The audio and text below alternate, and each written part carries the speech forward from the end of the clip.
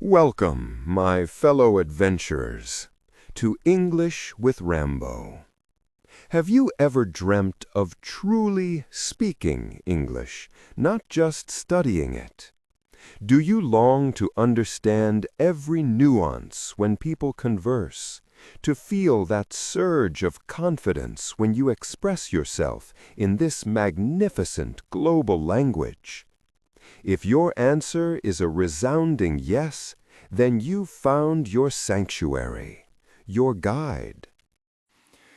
In this unfolding narrative, I will unveil the secrets to how people genuinely communicate in English, and, more importantly, how you can master this art too. It's simpler than you imagine, utterly achievable, and profoundly exhilarating. Stay with me, for your transformation begins now. Let us embark on the first chapter of this journey, understanding why people embrace English. My story, much like yours, began with a deep yearning. My name is An, a student of English, hailing from my vibrant home country. My desire to learn English wasn't born from obligation, but from a heartfelt aspiration to connect with individuals from every corner of the world. I wanted to truly understand their stories, to share my own, to travel to distant lands, to pursue exciting career paths, and ultimately, to live in a world where communication knew no bounds. English, I felt, held the key to unlocking that expansive vision. Back then, my English was just a collection of fragments. I could offer a simple hello, a polite thank you, or request water. But my soul craved more. I dreamt of genuine conversations, of grasping fast-paced dialogues, of losing myself in English films and books, and eventually of even thinking in English. One day, the yearning became a resolve. I decided to enroll in a local language school in my town. It was there I met my teacher, a beacon of warmth and wisdom named Sarah. She hailed from a country known for its rich literary tradition, and her presence was always accompanied by a genuine smile. Kind and patient, she spoke with a clarity that welcomed every learner. Our class was a microcosm of the world, with students from Italy, Poland, Brazil, China, and Turkey, each of us united by the shared ambition to conquer English. On that very first day, Sarah uttered a truth that resonated deeply within me. English, she declared, is not merely a language. English is a bridge. English connects people. Those words became an anchor in my notebook, a profound revelation. She then turned to us, her gaze encompassing each eager face, and asked, "Why do you want to learn English?" A young woman from Brazil, with eyes full of wanderlust, shared her dream of exploring new continents. A gentleman from Turkey spoke of his ambition to thrive in an international career. A woman from China expressed her desire to immerse herself in English cinema and truly grasp its narrative depth. When it was my turn, I echoed my heartfelt wish. I want to speak with people from other countries, to understand their diverse perspectives. Sarah smiled, affirming, "These are all powerful motivations, English is truly a global lingua franca. You will encounter it in countless settings, at bustling airports, in welcoming hotels, across the vast expanse of the Internet, in critical business meetings, at inspiring conferences, within academic halls, in vibrant marketplaces, and even on your television screens. English is omnipresent. She was absolutely right. Even before I began my formal studies, I saw English everywhere, on airport signage, in hotel lobbies, adorning countless websites, even the interface of my very own phone. English was, in subtle ways, already woven into the tapestry of my life. Sarah's approach to learning was a breath of fresh air. She assured us that in her class, we wouldn't be burdened by arduous grammar drills or endless vocabulary memorization. Instead, our focus would be on active speaking and attentive listening, on engaging in playful games, on posing questions and confidently providing answers. This, she explained, is the authentic way people acquire English. A wave of relief washed over me. I had always found rigid grammar lessons daunting. My spirit craved real communication, the immediate application of language. Our first activity was wonderfully simple. We gathered in a circle, shared our names and origins, and then posed easy yet engaging questions. What is your favorite food? What fills your weekends? Do you have a passion for music? These seemingly basic exchanges were incredibly powerful. They nudged me to speak, to absorb new words, to listen intently to my classmates, and gradually to comprehend more and more. After class, a new ritual began. I would often visit a cozy cafe near the school. One afternoon, I overheard two tourists conversing in English. They spoke with a gentle pace, requesting coffee from the waiter. To my delight, I understood many of their words. I listened, a quiet smile spreading across my face. That moment was pure joy, realizing I could grasp a slice of real-life English conversation. Later that evening, I sought out an English travel video on a popular online platform. Again, I comprehended fragments, not every word, but enough to feel a profound sense of accomplishment. I was truly learning.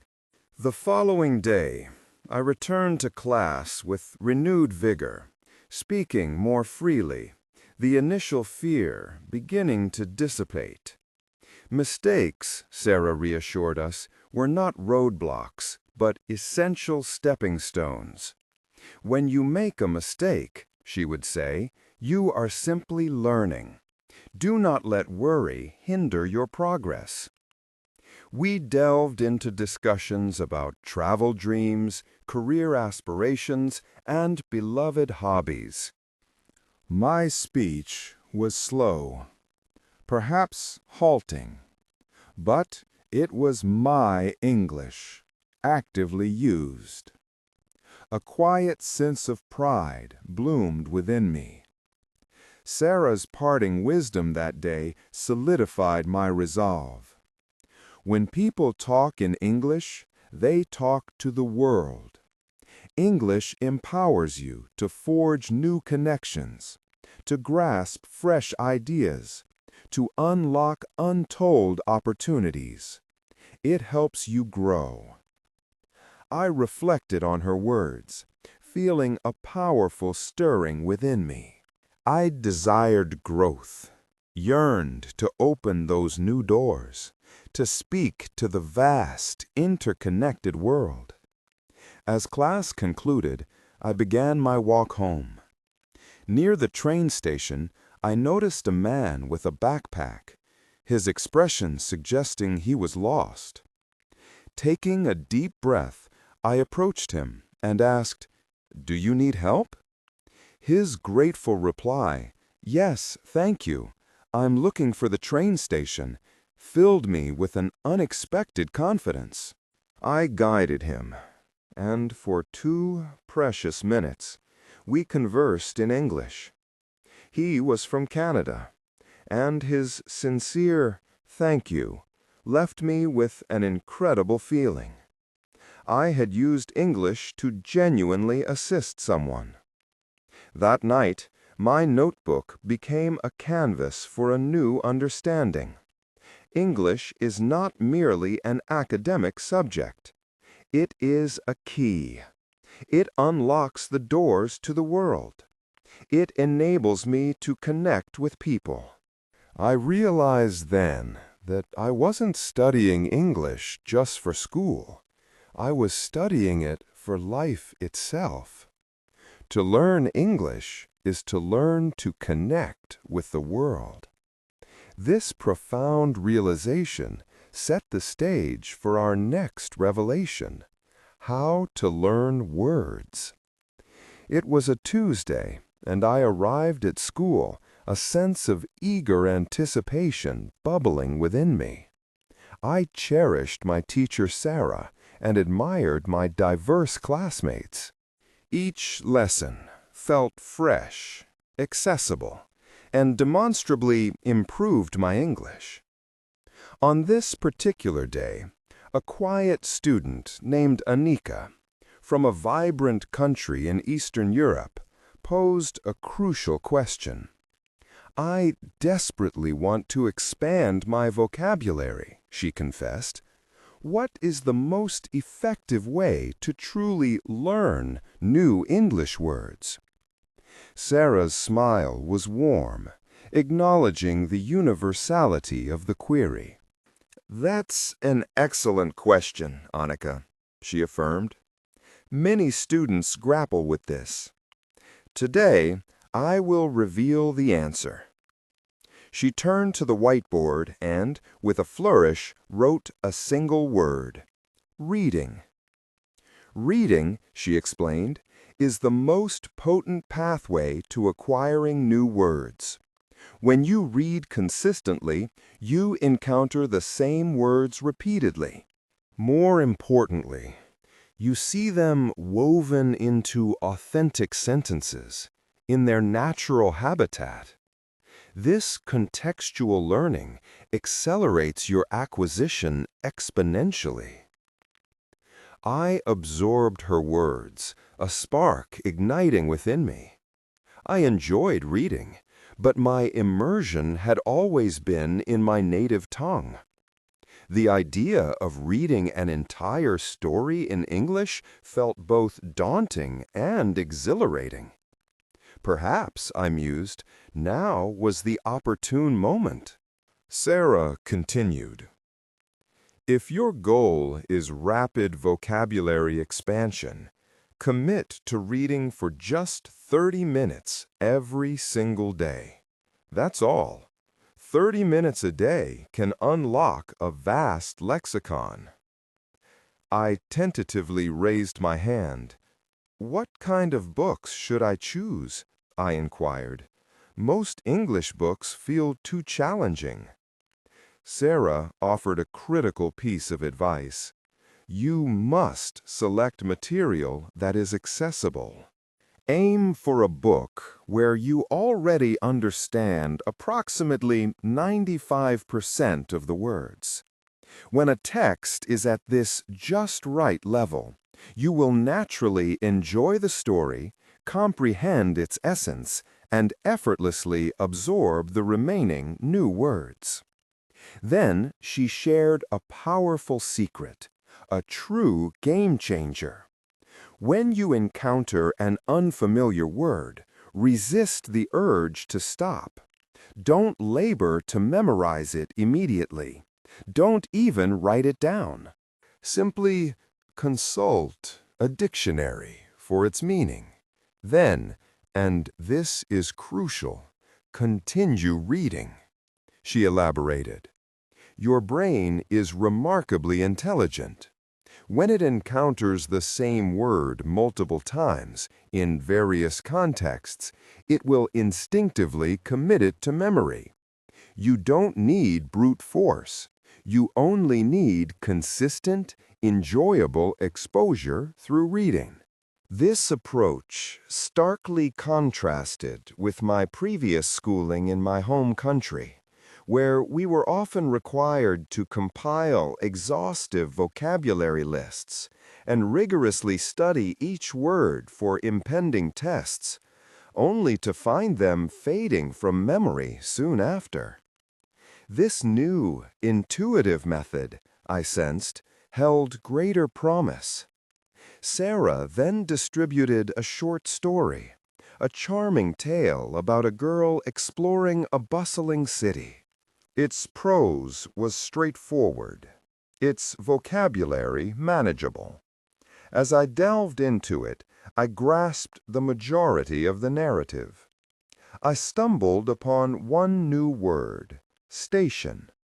Unsure of its meaning, I consulted my dictionary. A place for trains or buses. I continued reading, and soon station reappeared. This time, its meaning clicked, effortlessly recalled. By the story's conclusion, a profound sense of accomplishment washed over me. I had understood the narrative, and without conscious effort, I had acquired 5 new words. I hadn't written them, hadn't drilled them, yet they now resided comfortably within my understanding. Following the lesson, I made a pilgrimage to the local library.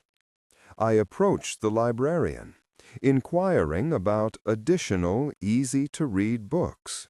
She guided me to a small, curated section. I selected 2, one a captivating story, and the other a book detailing landmarks in a renowned international city. Both appealed to me immensely. That very afternoon, driven by newfound confidence, I visited a local career center seeking part-time employment. At the front desk, a welcoming woman greeted me. "Hello, how may I assist you?" I responded, "I am a student, and I am looking for a part-time job that allows me to work in the afternoons." She proceeded to ask several questions. To my astonishment, I understood her clearly and answered confidently. She outlined 2 potential positions, one in a bustling cafe, the other in a hotel. As she handed me the details, I found myself comprehending most of the written information. This, for me, was a monumental moment. Just a week prior, such an interaction would have felt impossible.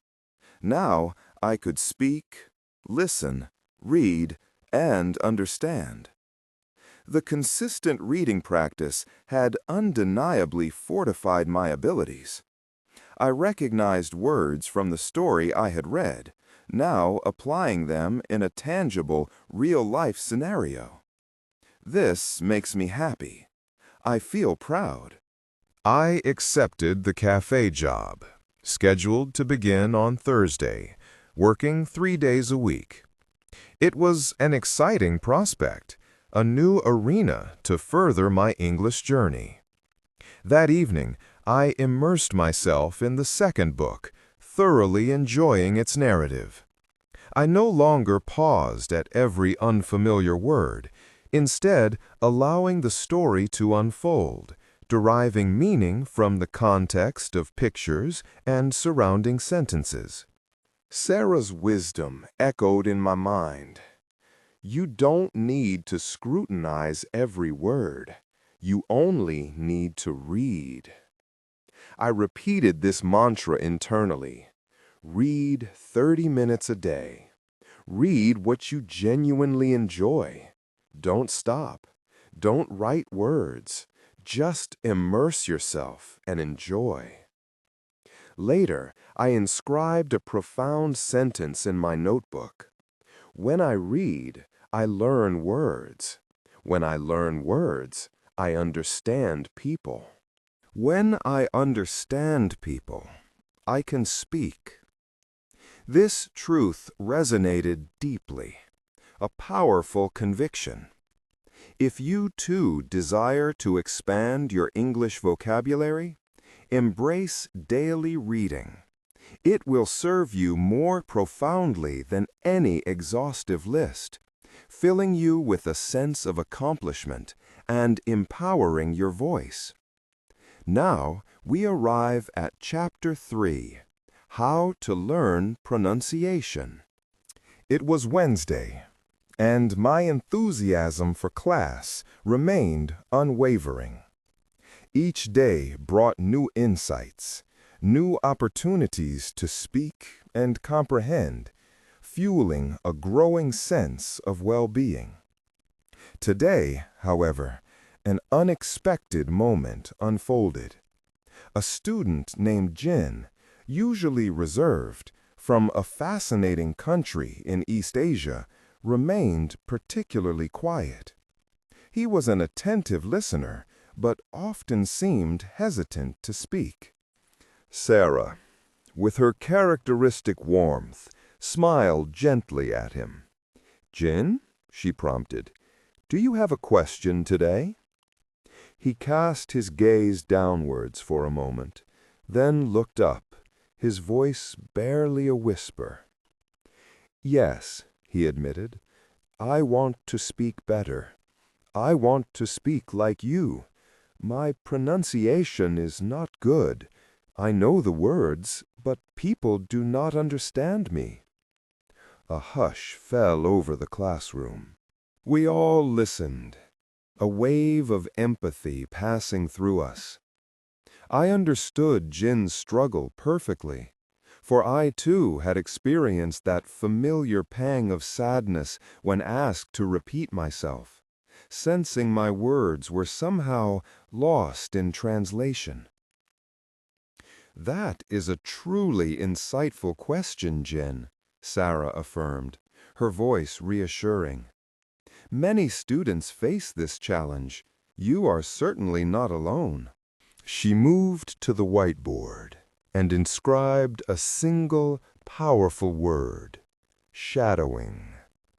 "Shadowing," she declared, "is an extraordinarily effective method to refine your pronunciation.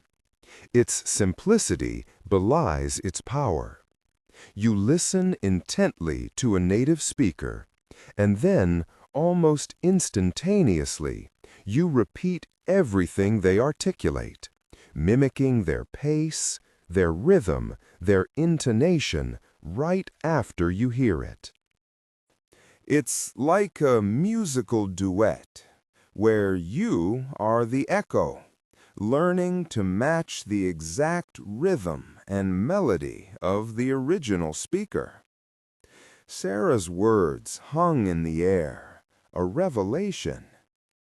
"This isn't about memorizing complex phonetic charts, Jin," she continued, her gaze sweeping across the room.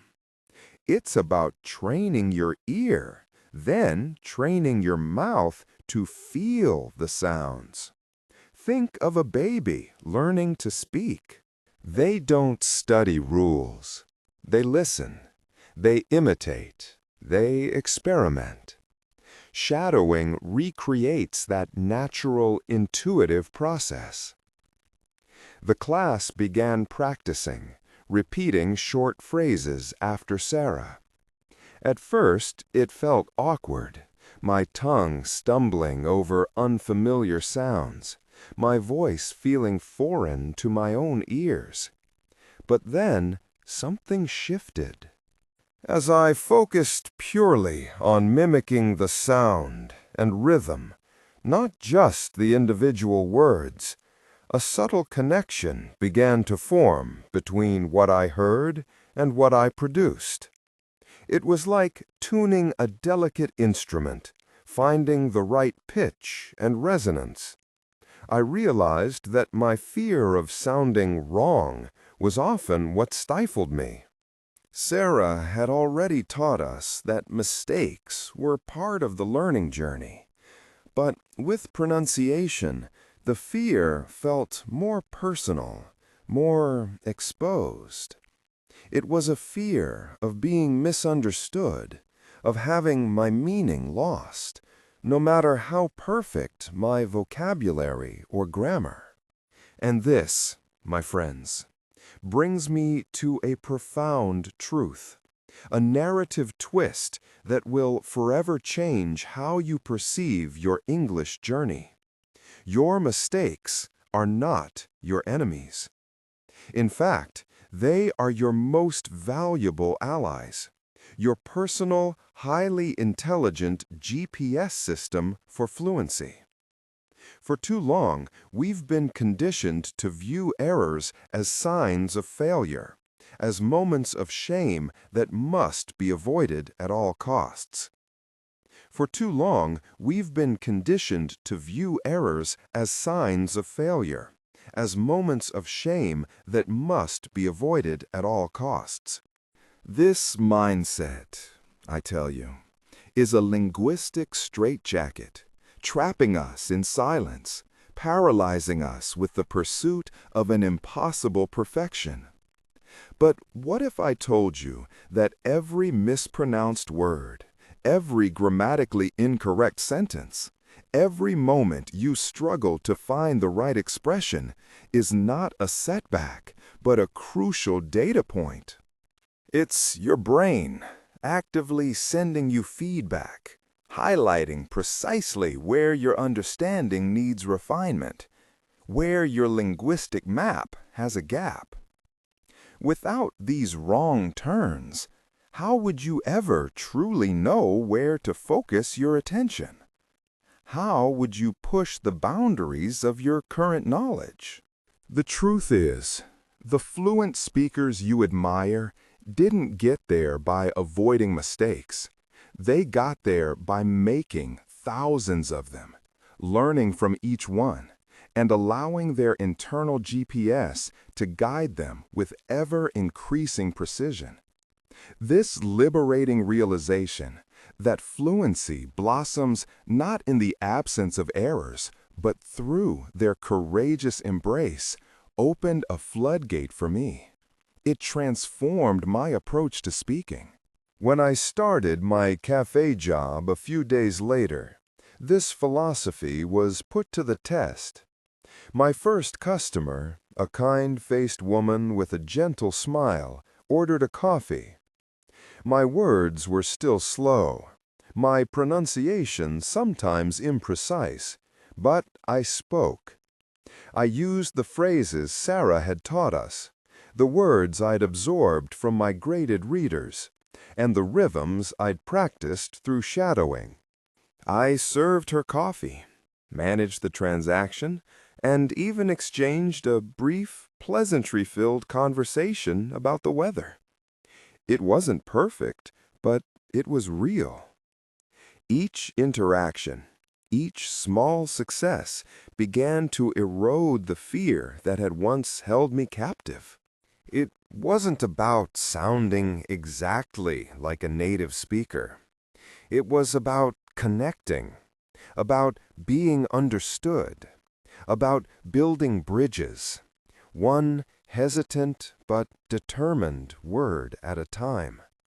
This active output, this courageous willingness to use English in the wild, was the crucible where my knowledge began to transform into genuine skill.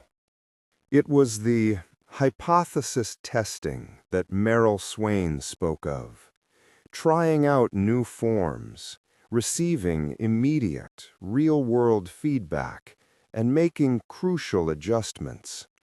My daily routine now became a playground for English. Beyond the cafe and the classroom, I started to see English not as a textbook subject, but as a living, breathing ecosystem, just as Sarah had once described it. I remembered her analogy of English as a bridge. For me, it had now become a forest I was learning to navigate, a magnificent muscle I was actively training. When I picked up one of my graded readers, it wasn't just a book anymore. It was a guided path through this linguistic forest. I wasn't memorizing isolated leaves or branches. I was immersing myself in its rhythms, its stories, its interconnectedness. I found myself anticipating plot twists, empathizing with characters, and visualizing the scenes in my head. This wasn't passive reading. It was an active conversation with the text, a gentle but powerful workout for my English learning muscle. Each page turned, each paragraph understood, felt like a small but significant victory, building an intuitive understanding of how English works. The vocabulary wasn't a list to be memorized. It was the natural language of the characters, the descriptions of their world, absorbed effortlessly through engaging narrative. This immersive approach, nurtured by the carefully controlled vocabulary of graded readers, was exactly what Dr. Hyde, Stephen Krashen, described with his comprehensible input hypothesis, language that was just challenging enough to push my understanding, but still within my grasp. The more I read, the more my listening improved, and the more confident I became in my own ability to produce English. This interconnectedness was undeniable.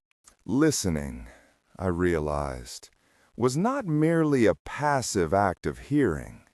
It was the very bedrock upon which all speaking confidence is built. I didn't just listen to absorb information. I listened to feel the language, to attune myself to its nuances, its emotional undercurrents. My ears became finely tuned instruments, picking up on intonation, stress, and the subtle ways native speakers conveyed meaning. I found myself doing active listening, even outside of specific shadowing practice. While listening to a podcast or an English news report, I would silently repeat phrases, focusing on the cadence, the rise and fall of speech. My brain, once overwhelmed by the speed of spoken English, began to process patterns, connecting sounds to meaning with greater speed and less effort. Neuroscientific research, as Sarah had once briefly mentioned, truly backs this up, showing how consistent auditory input literally strengthens the neural pathways in our brains, enhancing our ability to process and understand new languages. It was like my brain was physically rewiring itself, making foreign sounds familiar and intelligible. The music of the language was seeping into my soul, preparing my voice to sing its own melodies. As I grew more comfortable, my interactions at the cafe became more fluid, more dynamic. One afternoon, a group of travelers from various countries entered, chatting lively amongst themselves in English. One of them, a jovial man from a distant European nation, struggled to explain a complex allergy to a new waitress. I noticed the communication breakdown, the slight frustration in his voice, and the confusion on the waitress's face. Without hesitation, I stepped in. "Excuse me," I offered. "Can I help? Perhaps I can explain." The man, grateful, nodded. I listened carefully to his rephrased explanation. Then, drawing on my growing vocabulary and understanding of English idioms, I clarified it for the waitress. This was Michael Long's interaction hypothesis in action. The moment communication falters, we are forced to negotiate meaning, to clarify, rephrase, and confirm. In that brief exchange, not only did I help bridge a gap, but I also felt a surge of linguistic growth, pushing me to adjust my output and solidify my understanding in real time.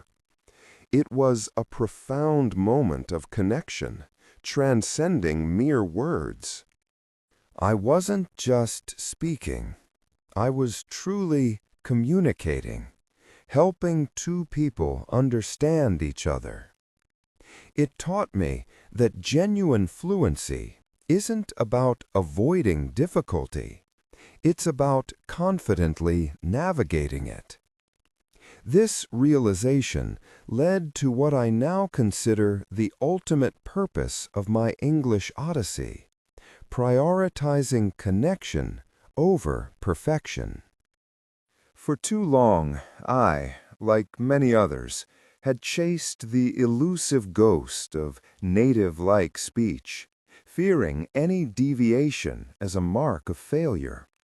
But Sarah's teachings and my own experiences had subtly shifted my perspective. My accent, my unique way of phrasing things, these were not flaws to be eradicated, but rather part of what made my voice distinct, authentic, and me. The true power and joy of English lay not in achieving some idealized linguistic purity, but in its profound capacity to forge meaningful human connections. I started to focus relentlessly on understanding and being understood, on sharing my thoughts and feelings, and on truly listening to others, rather than constantly monitoring my own grammar.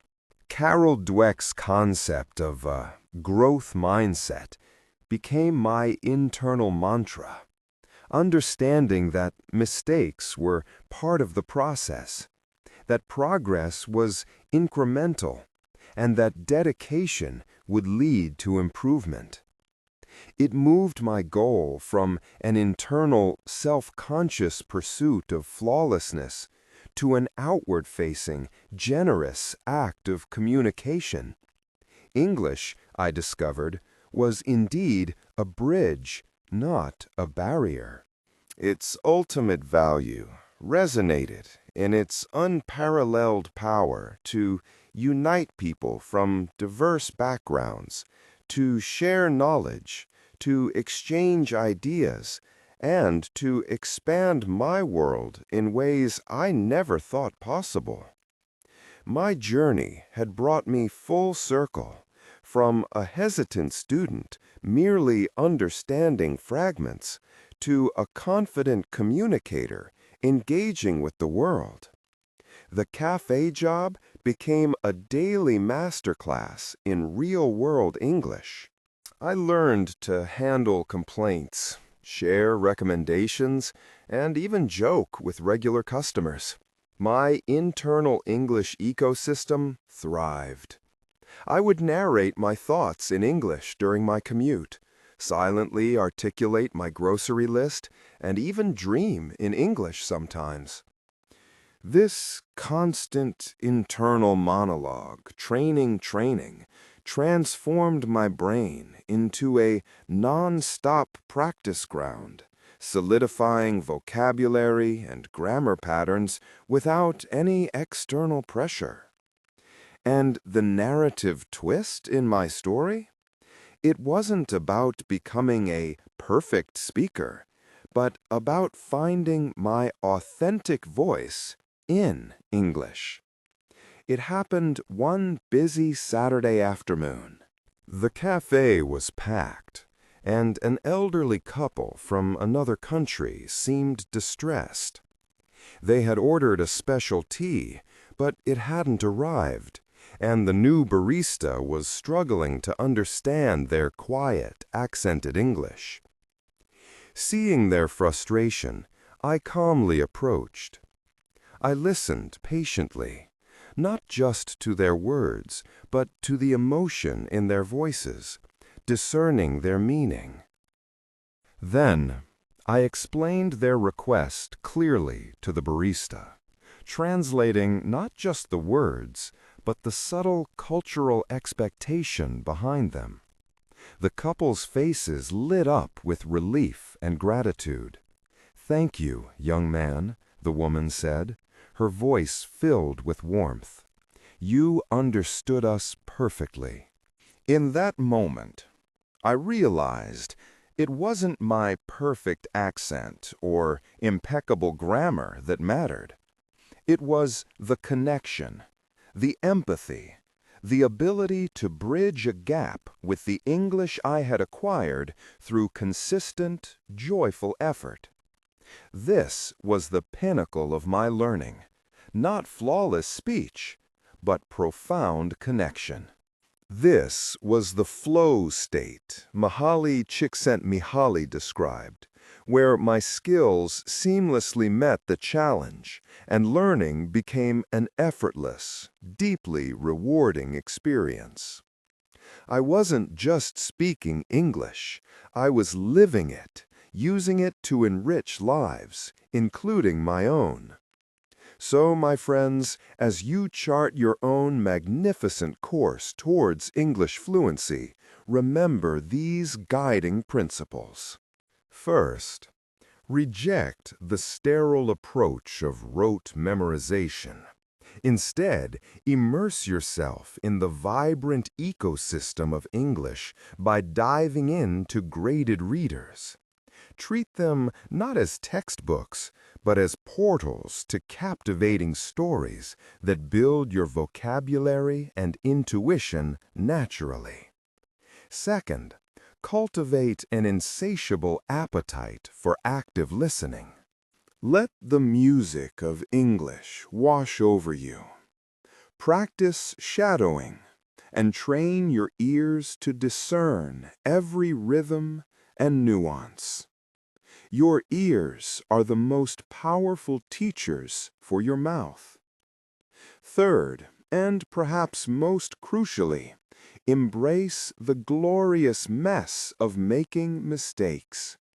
See them not as failures, but as invaluable signposts, your personal GPS guiding you closer to mastery.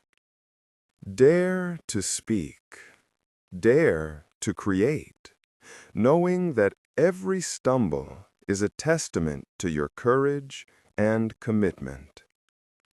Fourth, weave English into the very fabric of your daily existence.